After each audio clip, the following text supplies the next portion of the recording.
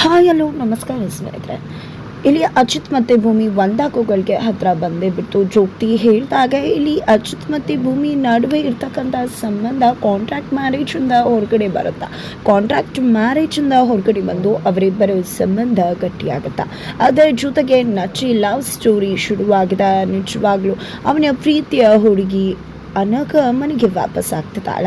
ಜೊತೆಗೆ ಇತ್ತ ಕಡೆ ಅಶ್ವಿನಿಗೆ ಮದುವೆ ಗೊತ್ತಾಗ್ತದೆ. ಹಾಗಿದ್ರೆ ಇದೆಲ್ಲದರ ನಡುವೆ ನಿಜವಾಗ್ಲೂ ಅಚ್ಯುತ್ ಕೆಂಡಾಮಂಡಲ ಆಗ್ತದಾರೆ. ಹಾಗಿದ್ರೆ ಏನಾಯಿತು ಅಂತದ್ದು ಹಾಗಿದ್ರೆ ತಿಳ್ಕೋಬೇಕು ಅಂದರೆ ಈಗಲೇ ನಮ್ಮ ಈ ಚಾನಲ್ನ ಸಬ್ಸ್ಕ್ರೈಬ್ ಮಾಡಿ, ಹಾಗೆ ಈ ಒಂದು ವಿಡಿಯೋವನ್ನು ಪೂರ್ತಿಯಾಗಿ ನೋಡೋದನ್ನು ಯಾವುದೇ ಕಾರಣಕ್ಕೂ ಕೂಡ ಮರಿಬೇಡಿ. ಇಲ್ಲಿ ಮನೆಗೆ ಜೋಗ್ತಿಯಮ್ಮನ ವೇಷದಲ್ಲಿ ನಿಜವಾಗ್ಲೂ ಮಹಾದುರ್ಗಿನೇ ಮನೆಗೆ ಎಂಟ್ರಿ ಕೊಟ್ಟಿದ್ದಾರೆ ಅಂತ ಹೇಳ್ಬೋದು. ಎಂಟ್ರಿ ಕೊಟ್ಟಂತಹ ಜೋಗ್ತಿ ಎಲ್ಲರ ಬಂಡವಾಳವನ್ನು ಎಲ್ಲರ ಮುಂದೆ ಬಿಚ್ಚಿಟ್ರು. ಆದರೆ ಯಾರ್ಯಾರ ಬಂಡವಾಳ ಏನೇನು ಅನ್ನೋದು ಅವರಿಗೆ ಮಾತ್ರ ಗೊತ್ತಿತ್ತು. ಎಲ್ರಿಗೂ ಕೂಡ ಜೋಗ್ತಿಯಮ್ಮ ಹೇಳ್ತದಂಥ ಮಾತುಗಳು ಮನಸ್ಸನ್ನು ನಾಡ್ತಾ ಇತ್ತು. ಅದರಲ್ಲೂ ಇಲ್ಲಿ ಅಚ್ಯುತ್ ಮತ್ತು ಭೂಮಿ ಇಬ್ಬರು ಕೂಡ ಆದಷ್ಟು ಬೇಗ ಒಂದಾಗ್ತಾರೆ. ಜೊತೆಗೆ ಇಬ್ಬರ ಸಂಸಾರದಲ್ಲಿ ಮತ್ತೊಂದು ಮಗು ಕೂಡ ಬರುತ್ತೆ ಅಂತ ಹೇಳಿ ಕೊಟ್ಟಂತಹ ಸುಳಿವು ನಿಜವಾಗ್ಲೂ ಕೂಡ ಭೂಮಿ ಅಚ್ಯುತ್ಗೆ ಅಚ್ಚರಿ ತರಿಸಿತ್ತು. ಜೊತೆಗೆ ಇಲ್ಲಿ ಖಂಡಿತವಾಗ್ಲೂ ನಿನಗೆ ನಿನ್ನ ಅಮ್ಮ ಸಿಗ್ತಾರೆ, ನೀನು ನಿನ್ನ ಅಮ್ಮನ ಜೊತೆ ಇರ್ತೀಯಾ ಅಂತ ಹೇಳಿ ಭೂಮಿಗೆ ಹೇಳಿದಂಥ ಮಾತುಗಳು ಭೂಮಿಯಲ್ಲಿ ವಿಶ್ವಾಸವನ್ನುಂಟು ಮಾಡಿತು. ಜೊತೆಗೆ ಸಂಗೀತ ಅವ್ರಿಗೆ ಒಳ್ಳೆ ಮನಸ್ಸಿದೆ, ನೀನು ಅಂದ್ಕೊಂಡಿದ್ದೆಲ್ಲವೂ ಒಳ್ಳೇದಾಗತ್ತೆ ಅಂತ ಹೇಳಿದ್ರು. ಮಿಕ್ತವ್ರು ಎಲ್ರಿಗೂ ಆಶೀರ್ವಾದ ಮಾಡಿದ್ರು. ಅಚ್ಯುತ್ಗೆ ನೀನು ಕಳ್ಕೊಂಡಿರುವುದನ್ನು ಬಿಟ್ಟು ಇರ್ತಕ್ಕಂಥ ಅಂಥದ್ದೇ ಅಮೂಲ್ಯ ವಸ್ತುವನ್ನು ನಿನ್ನ ಜೊತೆಯಾಗೆ ಕಳ್ಕೋಬೇಡ ಅಂತ ಹೇಳ್ತು. ಅಚ್ಯುತ್ಗೆ ಅದು ಯಾರು ಅನ್ನೋದು ಕೂಡ ತುಂಬ ಚೆಂದ ಅರ್ಥ ಆಯಿತು. ಇದೆಲ್ಲದರ ನಡುವೆ ಭೂಮಿ ಬಂದು ತನ್ನ ಒಂದು ಮನಸ್ಥಿತಿಯನ್ನು ಹೇಳಿದಾಗ, ಖಂಡಿತ ಮಗಳೇ ನೀನು ಒಳ್ಳೆಯದಿದೆಯಾ, ಯಾವಾಗಲೂ ಕೂಡ ದೇವರ ಆಶೀರ್ವಾದ ನಿನ್ನ ಮೇಲಿರುತ್ತೆ ಅಂತ ಹೇಳಿದ್ರು. ಹೇಗೆ ಪ್ರತಿಯೊಬ್ಬರಿಗೂ ಕೂಡ ಆಶೀರ್ವಾದ ಮಾಡಿ ಮತ್ತೆ ಬರ್ತೀನಿ ಅಂತ ಹೇಳಿ ಮಡಿಲು ತುಂಬಿಸ್ಕೊಂಡು ಜೋಗ್ತಿಯಮ್ಮ ಅಲ್ಲೆಲ್ಲ ಹೊರಡ್ತಾರೆ. ಮನೆಗೆ ಬಂದಂಥ ಈ ಜೋಗ್ತಿಯಮ್ಮನ ನೋಡಿ ಅಜ್ಜಿಗೆ ದುರ್ಗಿನೇ ಬಂದಂಗೆ ಅನ್ನಿಸ್ಬಿಡತ್ತೆ. ಆದರೆ ಜೋಗ್ತಿಯಮ್ಮ ಹೋಗಿ ಇಲ್ಲಿ ಭೂಮಿ ಈ ಒಂದು ತನ್ನ ವೃತ್ತಿಗೆ ಬರ್ತಿದ್ದ ಹಾಗೆಯೇ ಆಕೆಯ ಮನಸ್ಥಿತಿ ಹಾಳಾಗಿದೆ. ಅದಕ್ಕೆ ಕಾರಣ ಜೋಗ್ತಿಯಮ್ಮ ಹೇಳಿದಂಥ ಆ ಮಾತು. ಅದೇ ಕಾರಣಕ್ಕೆ ಪ್ರತಿ ಕ್ಷಣ ಕೂಡ ಟೀ ಮಾಡೋ ಬದಲು ಅದನ್ನೇ ಯೋಚನೆ ಮಾಡ್ತಾ ಕಾಲ ಕಳೀತಾಳೆ ಭೂಮಿ. ಅದರ ನಡುವೆ ಇರ್ತಕ್ಕಂಥ ಟೀ ಪೌಡರನ್ನು ಪೂರ್ತಿ ಬಾಟಲ್ನ ಸುರಿಯೋಕೆ ಮುಂದಾಗ್ತಿರ್ತಾಳೆ. ಆಗ ಲಕ್ಷ್ಮಕ್ಕ ಬಂದಿದೆ, ಏನಾಗಿದೆ ಭೂಮಿ, ಯಾಕೆ ಈ ರೀತಿ ಇಡೀ ಟೀ ಪುಡಿನ ಸುರಿತಾ ಇದೆಯಾ ಅಂತ ಪ್ರಶ್ನೆ ಮಾಡ್ತಾರೆ. ಅದು ಆಗಲ್ಲ ಅಕ್ಕ, ಇವತ್ತು ಜೋಗ್ತಿಯಮ್ಮ ಬಂದಿದ್ರು. ಅವರು ಏನು ಹೇಳಿದ್ರು ಗೊತ್ತಾ, ಈ ಒಂದು ಮನೆಗೆ ಒಂದು ಹೊಸ ಜೀವ ಬರುತ್ತೆ, ಈ ಮನೇಲಿ ತೊಟ್ಲು ತಗುತ್ತೆ ಅಂತ ಹೇಳಿದ್ರು. ನಿಜವಾಗ್ಲೂ ಅದನ್ನು ನೆನಪು ಮಾಡ್ಕೊತಿದ್ದಾಗೆ ತುಂಬ ಅಂದರೆ ತುಂಬ ಗಾಬರಿ ಆಗ್ತದೆ ನನಗೆ ಅಂತ ಹೇಳ್ತಾರೆ. ಆಗ ಲಕ್ಷ್ಮಿಕ, ಅದಕ್ಕೆ ಯಾಕೆ ಯೋಚನೆ ಮಾಡ್ತೀಯ, ಇಷ್ಟು ದಿನ ಒಂದೇ ಬೆಡ್ ಮೇಲೆ ಮಲಗ್ತಾ ಇದ್ರು, ನೀವು ಎಷ್ಟು ಮಟ್ಟಿಗಿದ್ದೀರಾ, ಅಂಥದ್ರಲ್ಲಿ ಇದೆಲ್ಲ ಖಂಡಿತ ನಿಮ್ಮ ಬದುಕಲ್ಲಿ ಸಂಭವಿಸುವುದೇ ಇಲ್ಲ, ನೀನು ಯಾಕೆ ಜೋಗ್ತಿಯಮ್ಮನ ಮಾತನ್ನು ಸೀರಿಯಸ್ ಆಗಿ ತಗೋತಿದ್ಯಾ ಅಂತ ಕೇಳ್ತಾರೆ. ಅದಕ್ಕೆ ಇಲ್ಲಿ ಭೂಮಿ ಸೀರಿಯಸ್ ಆಗಿ ತಗೋಬೇಕಾಗತ್ತೆ, ಯಾಕಂದರೆ ಅವರು ಅಷ್ಟು ವಿಷಯಗಳನ್ನ ಸತ್ಯವನ್ನೇ ಹೇಳಿದರು. ಅದಕ್ಕೋಸ್ಕರ ತುಂಬ ಭಯ ಆಗ್ತದೆ ಅಂದಾಗ ಮನೆಯಲ್ಲಿ ಜೋಗ್ತಿಯಮ್ಮ ಹೇಳಿದಾಗೆ ತೊಟ್ಲು ತಗೋಬೋದು, ಒಂದು ಹೊಸ ಜೀವ ಕೂಡ ಬರ್ಬೋದು. ಬಟ್ ಅದು ನಿಮ್ಮದು ಅಂತಲೇ ಯಾಕೆ ಅನ್ಕೋತೀಯ, ನಚಿಕೇತ್ ಅವ್ರು ಬಂದಿದ್ದಾರಲ್ವ, ಅವ್ರ ಮದುವೆ ಆಗ್ಬೋದು, ಅವ್ರಿಗೆ ಮಗು ಆಗ್ಬೋದು ಅಂತ ಹೇಳ್ತಾರೆ, ಹೌದಲ್ವಾ.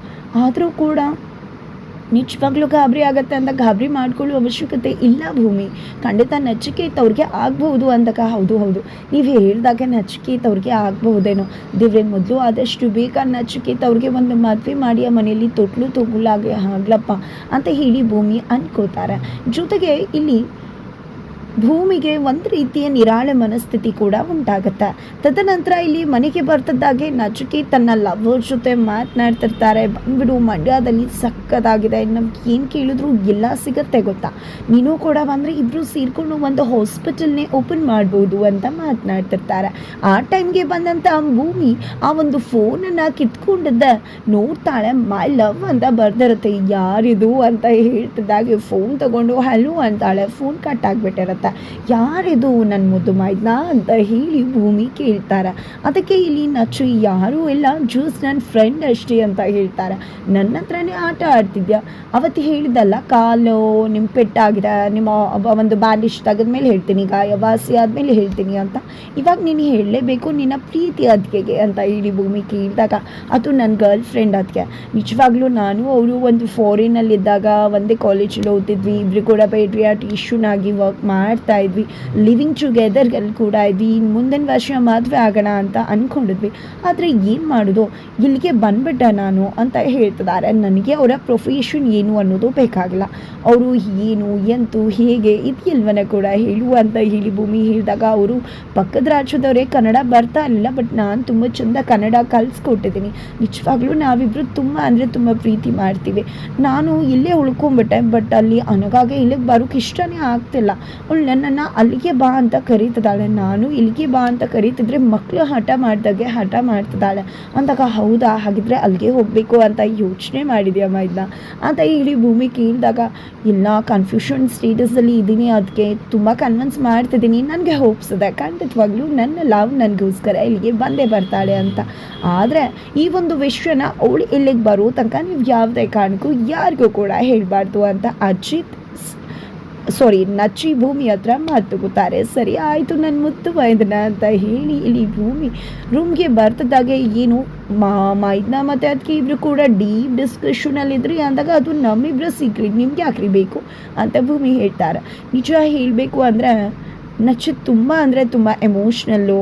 ಇಲ್ಲಿಗೆ ಬಂದಾಗಿಂದ ಅವ್ನು ನಿನ್ನನ್ನು ತುಂಬ ಅಂದರೆ ತುಂಬ ಹಚ್ಕೊಂಡ್ಬಿಟ್ಟಿದ್ದಾನೆ. ಅಮ್ಮನಿಗಿಂತ ಹೆಚ್ಚಾಗಿ ನಿನ್ನ ಜೊತೆನೇ ಟೈಮ್ ಸ್ಪೆಂಡ್ ಮಾಡ್ತಿದ್ದಾನೆ. ನಮ್ಮ ಕಾಂಟ್ರಾಕ್ಟ್ ಮ್ಯಾರೇಜ್ ಮುಗಿತಿದ್ದಾಗೆ ನಿನ್ನಿಲ್ಲಿಂದ ಹೋದ ಮೇಲೆ ಅವನು ಅದನ್ನು ಹೇಗೆ ತಗೋತಾನೆ ಅನ್ನೋದೇ ನನಗೆ ಅರ್ಥ ಆಗ್ತಿಲ್ಲ.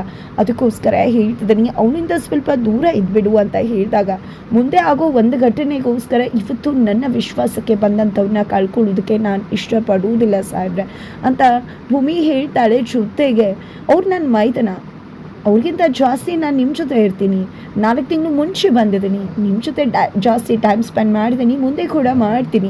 ಅವ್ರಿಗೆ ನನ್ನನ್ನು ಮಿಸ್ ಮಾಡ್ಕೋತಾರೆ, ತುಂಬ ನೋವು ಮಾಡ್ಕೋತಾರೆ ಅಂದರೆ ನೀವು ನನ್ನನ್ನು ಮಿಸ್ ಮಾಡ್ಕೊಳ್ಳೋದಲ್ವ ಸಾಹೇಬ್ರೆ ಅಂತಕ್ಕಂಥ ಒಂದು ಮಾತು ನಿಜವಾಗ್ಲೂ ಅಚ್ಯುತ್ ಮನಸ್ಸನ್ನೇ ಕೆಡಿಸ್ಬಿಡುತ್ತೆ.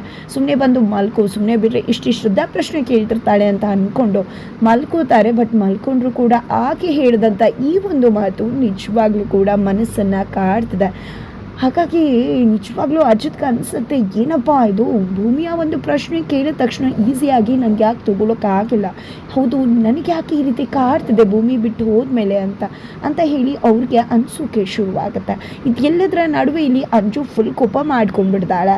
ಇಲ್ಲ ಜೋಕ್ತಿಯಮ್ಮ ಹೇಳಿದ ಮಾತು ಕೇಳಿದ್ರೆ ಕೋಪ ಬರ್ತದೆ, ತೊಟ್ಲು ತಗೋತಂತ, ನಿಜವಾಗ್ಲೂ ಆ ರೀತಿ ಆದರೆ ನಾನಂತೂ ಅವಳ ಕಥೆಯನ್ನೇ ಮುಗಿಸ್ಬಿಡ್ತೀನಿ ಅಂತ ಹೇಳ್ತಿದ್ರೆ, ಈ ಕಡೆ ಅಶ್ವಿನಿ ಕೂಡ ನಚ್ಚಿದಿರ್ಬೋದು, ನೀನು ಯಾಕೆ ಆ ರೀತಿ ಅನ್ಕೋತೀಯ, ಆ ರೀತಿ ಏನೂ ಆಗಲ್ಲ ಅಂತ ಹೇಳ್ತಾಳೆ. ಬಟ್ ಇಲ್ಲಿ ಅಂಜು ಆಡ್ತಿರೋ ಉಚಿತನಕ್ಕೆ, ಉಚಿತನಕ್ಕೆ ನಿಜ ಇವಳ ಹತ್ರ ಹುಷಾರಾಗಿರಬೇಕು ನಾನು ಅಂತ ಕೂಡ ಅಶ್ವಿನಿಗೆ ಅನಿಸುತ್ತೆ. ತದನಂತರ ಮನೆಯವ್ರು ಎಲ್ಲರೂ ಕೂಡ ಹಾಲಲ್ಲಿ ಕುತ್ಕೊಂಡಿರ್ತಾರೆ. ಆ ಒಂದು ಟೈಮ್ಗೆ ಶ್ರವಣ್ ಅವ್ರು ಬರ್ತಾರೆ, ಒಂದಷ್ಟು ಫೋಟೋಗಳನ್ನ ತೋರಿಸಿದ್ದೆ ಇಲ್ಲಿ ಅಶ್ವಿನಿಗೆ. ಯಾವ ಹುಡುಗ ಇಷ್ಟ ಅದ ಹೇಳಮ್ಮ ಅಂದಾಗ, ಯಾಕಪ್ಪ ಏನು ಅಂದಾಗ, ಹೇಳಮ್ಮ ನಿನಗೋಸ್ಕರ ನೋಡಿರೋ ಹುಡುಗ, ನೀನು ಹೇಗೂ ಯಾವ ಕೆಲಸಕ್ಕೂ ಹೋಗಲ್ಲ ಅಂತ್ಯ, ಮದುವೆ ಏನಾದರೂ ಮಾಡೋಣ ಅಂತ ಹೇಳಿದಾಗ ದಿವ್ಯಾನಿಗೆ ಭಯ ಶುರುವಾಗುತ್ತೆ. ಇವಳು ಇಲ್ಲೇ ಮನೇಲಿ ಜಾಂಡ ಉರ್ಬೇಕು ಅಂದ್ಕೊಂಡಿದ್ದಾಳೆ, ಈ ವಿಷಯ ಬಂದರೆ ಮದುವೆ ಆಗ್ಬಿಟ್ಟು ಸೆಟ್ಲ್ ಆಗಿಬಿಡ್ತಾಳೆ, ಇಲ್ಲ ಈ ಮದುವೆ ನಡಿಬಾರ್ದು ಅಂತ ಡಿಸೈಡ್ ಮಾಡ್ಕೊತಿರ್ತಾರೆ. ಅಷ್ಟರಲ್ಲಿ ಸಂಗೀತವ್ರು ಕೂಡ, ಹೌದು ಇವಳು ಮದುವೆ ಆಗಿಬಿಡಬೇಕು, ಆಗ್ಲಾದರೂ ನನ್ನ ಮಗ ಮತ್ತು ಸೊಸೆ ಚೆನ್ನಾಗಿರ್ತಾರೆ, ಇವಳಿಂದ ತೊಂದರೆ ಆಗಲ್ಲ ಅಂತ ಹೇಳಿ ಅವರು ಕೂಡ ಭಾವಿಸ್ತಾರೆ. ಒಳ್ಳೆ ನಿರ್ಧಾರಕ್ಕೆ ಬಂದಿದ್ಯಾ ಶ್ರವಣ್ ಅಂತ ಹೇಳ್ತಿದ್ದಾರೆ ಸಂಗೀತವ್ರು ಕೂಡ. ಆದರೆ ಇಲ್ಲಿ ಅಶ್ವಿನಿ ಮಾತ್ರ, ಇಲ್ಲ ನಾನು ನನ್ನ ಅಪ್ಪನ ಒಂದು ಇದಕ್ಕೆ ಸೇರಿ ತೀರಿಸ್ಕೊಳ್ಳೇಬೇಕು, ಅಪ್ಪನ ವಿಷಯವಾಗಿ ಸೇರಿ ತೀರಿಸ್ಕೊಳ್ಳೋದು ಹೊರತು ಈ ಮನೆಯಿಂದ ಯಾವುದೇ ರೀತಿಲೂ ಕೂಡ ನಾನು ಈ ರೀತಿ ಹೋಗ್ಲಿಕ್ಕೆ ಸಾಧ್ಯನೇ ಇಲ್ಲ, ಮದುವೆನೂ ಕೂಡ ಆಗಲ್ಲ ಅಂತ ಅಂದ್ಕೊಂಡಿದ್ದೆ. ನಾನು ಹೇಳ್ದೆ ಅಲ್ಲ ಅಮ್ಮ ಸಿಕ್ಕಿದ ಮೇಲೆ ಅಂತ ಹೇಳ್ತಾಳೆ. ಅಮ್ಮ ಸಿಗ್ತಾರೆ ಮಗಳೇ, ಅಷ್ಟರಲ್ಲಿ ಎಂಗೇಜ್ಮೆಂಟ್ ಆಗಬಹುದಲ್ವಾ ಅಂತ ಶ್ರವಣ್ ಕೂಡ ಹೇಳ್ತಿದ್ದಾರೆ. ಈ ಕಡೆ ಸಂಗೀತ ಅವ್ರು ಕೂಡ, ಹೌದು ಶ್ರವಣ, ಆಮೇಲೆ ನೀನು ಹೆಂಡತಿ ಬಂದು ಶಾರದಾ ಅದಕ್ಕೆ ಬಂದು ಏನಾದರೂ ನನ್ನ ಮಗಳು ಮದುವೆ ಮಾಡಿಲ್ಲ ಯಾಕೆ ಅಂತ ಕೇಳಿದ್ರೆ, ನಾವು ಏನು ಹಿಡಿದು ಒಳ್ಳೆ ನಿರ್ಧಾರಕ್ಕೆ ಬಂದಿದ್ಯಾ ಅಂತ ತಿಳಿಸ್ತಾರೆ. ತದನಂತರ ಇಲ್ಲಿ ಭೂಮಿಗೆ ಅನ್ನಿಸ್ತದೆ, ಅಜಿತ್ ಯಾಕೆ ಖುಷಿ ಪಡದೆ ಈ ರೀತಿ ಗಾಬರಿಯಾಗಿ ನೋಡ್ತಿದ್ದಾನಂತ. ಬಿಕಾಸ್ ಅಜಿತ್ ತುಂಬಾ ಕೋಪ ಮಾಡ್ಕೋತಿರ್ತಾರೆ ಈ ಒಂದು ವಿಷಯನ ಕೇಳಿದೆ.